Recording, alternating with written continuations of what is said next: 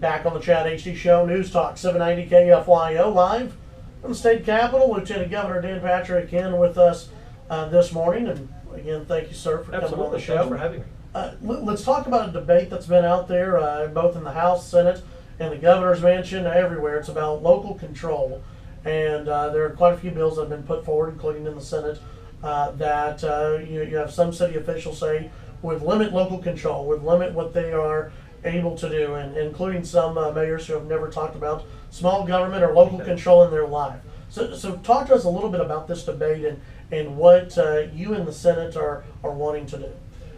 Well, it's a fine line, Chad, for this reason. You want to let local government entities chart their own course. At the same time, you can't have a patchwork quilt of laws where when a Texan drives from one city to the next, if they don't know what law they're operating under.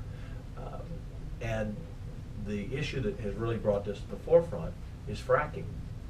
Denton passed a bill to stop fracking in that area, and more cities are following suit.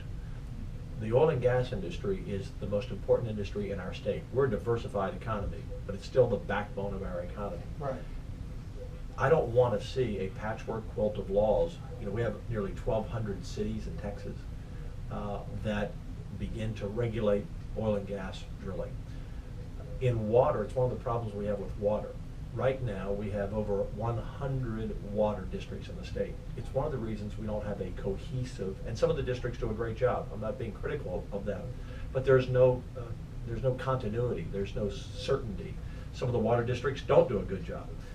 And most are somewhere in the middle, like most things in life. Mm-hmm. And up until now, if you look at the oil and gas industry, we've had the Railroad Commission regulating it. If we usurp their powers by allowing city after city to have different rules on where you can drill and how far the setback is and what the rules are, it will really hurt our economy. It will take away jobs. And so that's really been the forefront of this debate.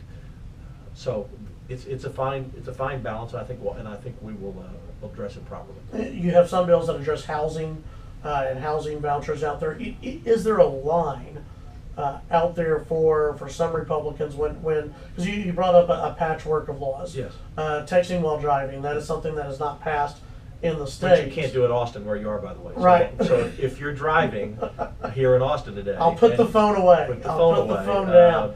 But is texting while driving something that would be, maybe not in this session, but later on, something that that you take a look at and say, okay, we need to draw a line here because again, that's another patchwork of laws when the state doesn't have one. Right.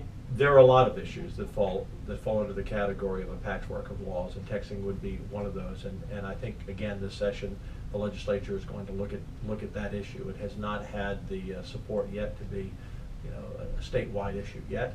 But right now, I think the focus is on fracking. We have by the end of our fiscal year, which is August, we'll have somewhere around $9 billion or more in our rainy day fund.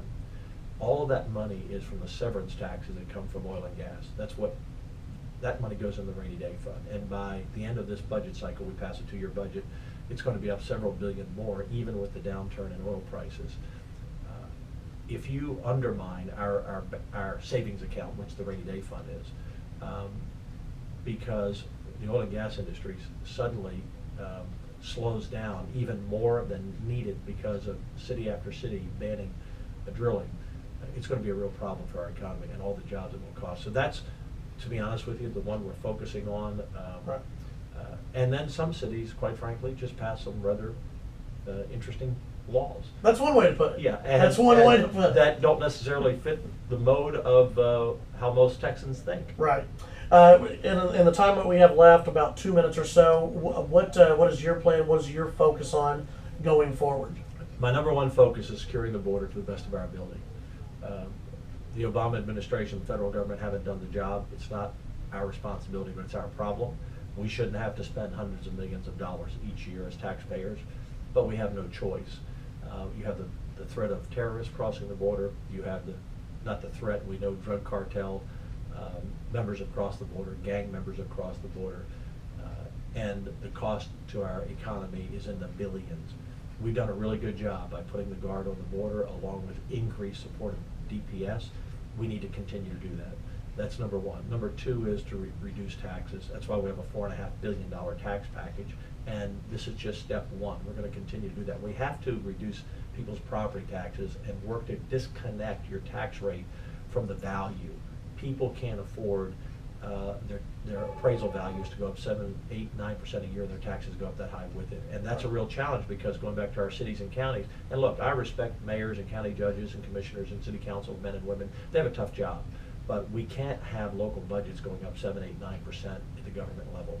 So that's a big challenge, because they have a big lobby and they have a big, they're fighting those issues.